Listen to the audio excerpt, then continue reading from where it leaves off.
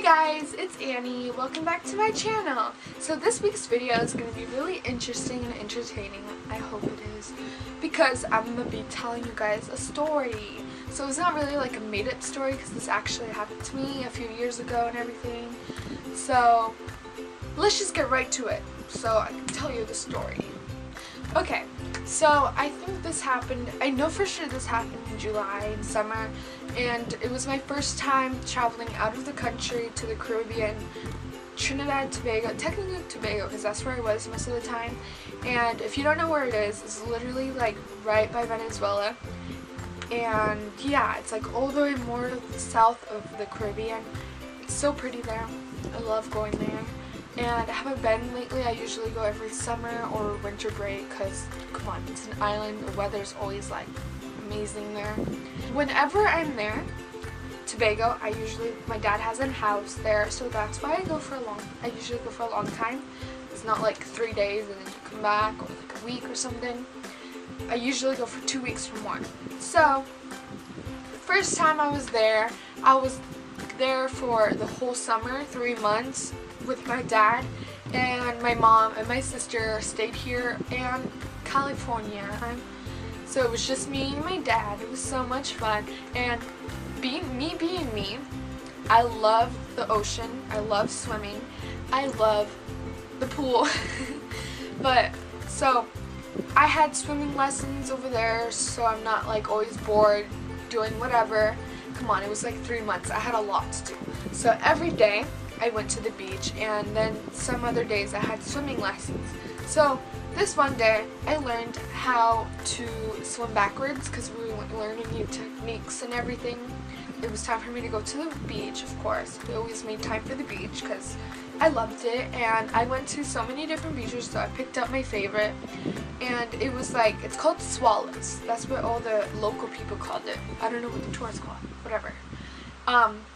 So right like next to the beach there's like this pile of rocks, you know, I forgot what you call those, and it like blocked the area to go to the other side of the beach, which was a hotel, and it was like a private area.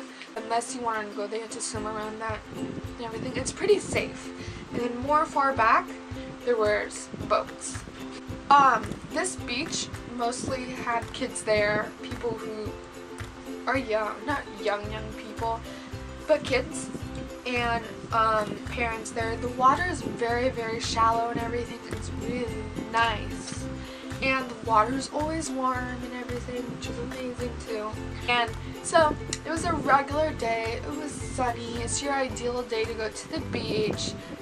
So yeah, I made a friend. We both thought one of us was a better swimmer. I thought I was the best. He thought he was the best. Yada yada yada. So we did a lot of like swimming competition. It was kind of fun.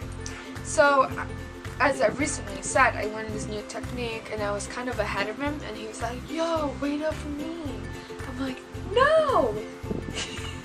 So I kept going, and then my arm, oh, poor thing, poor little Annie. So my arm just started stinging like crazy. I felt like it was burning or something, I don't know. Obviously, I was like, I thought something was in my arm. That was my first reaction to go like that. And then I ended up touching my neck and everything, other places, so I kind of spread it. And I believe it was a box jellyfish or something, because most of them are like transparent and clear in the water, so you can't really tell everything. And we did find out this other girl there also got stung too, but she didn't have the same reaction as I did. As soon as I like freaked out about it, I think I was crying too. I was crying, and then I ended up throwing up and everything. It was really bad. So we immediately went in the car and we left everything behind.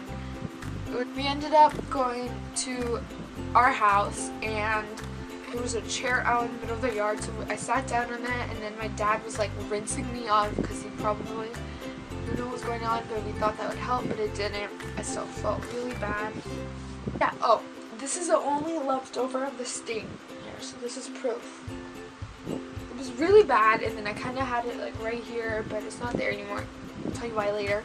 So basically, after that, I think it was 5 to 7 minutes, we spent our time there. And it's a small island, so it doesn't really take a long time to get to places. So we got to the hospital not that long, but we did have to go up a hill. I was kind of falling asleep in the car, like dozing off, and I was like, you know what, Annie, deal with it. This pain is nothing. People probably have experienced worse. I was like telling myself ignore it. So I was kind of getting sleepy and everything. So I was like trying to drift off. Maybe I'll feel better if I fell asleep or something. So my dad ended up, I don't know how, but he had to wake me up. I guess I thought that if I fell asleep I probably would have died. I was like 10 years old, okay, so when I got to the hospital, it took me to the emergency and everything, and I remember it was a lot of people coming to help me and everything, and there was a lot of doctors and everything, and I got these little small shots, and I don't know what they were for. I didn't really feel it or anything, and they also gave me like a little tub or something to throw up, and then I also had like measurements and stuff. I think that's what happens when you're throwing up uncontrollably. So yeah, and as soon as I got in better condition, and it was just the only thing that was happening to me was that itching and burning. Yeah, they took me to the area where there were all the kids because I was 10 years old. The weirdest thing is that they put IV like in my ankle. I don't know if that's like where I didn't get sting down in my feet. It was up in my arms and my neck, that area. So later on, I think about a few hours later, nighttime after I ate and everything, they moved the IV to my wrist or something. I don't remember if it was right here or like up here, somewhere in my wrist area, you know. The weirdest thing is that they put IV like in my ankle. I don't know if that's like where I didn't get sting down in my feet. It was up in my arms and my neck that area. So later on, I think about a few hours later, nighttime after I ate and everything, they moved the IV to my wrist or something. I don't remember if it was right here or like up here, somewhere in my wrist area, you know. I couldn't sleep at all. It was itching even more, like I would scratch it, and my dad would tell me don't scratch it, and then the nurses got me ice to see if that will help, and it made it worse. I couldn't do anything.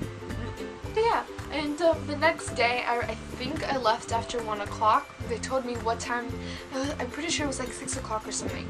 They told me what time I was able to leave, and I was literally watching the clock the whole time. I don't remember when, but I think the next day we had to come back and get medicines for me and everything.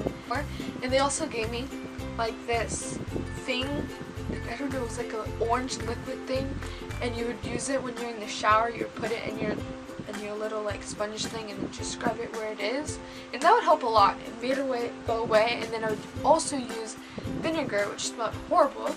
I wasn't really traumatized by that because I did end up getting better, but I would always be more cautious. And that's all I have to say about my scary experience of almost dying on vacation. I really hope you guys enjoyed this cool story I was able to tell you guys. And yeah, thumbs up if you think this was interesting. And subscribe if you haven't already, because that's like, what? You're watching my videos and you're not subscribed? You should do that. See you guys next week.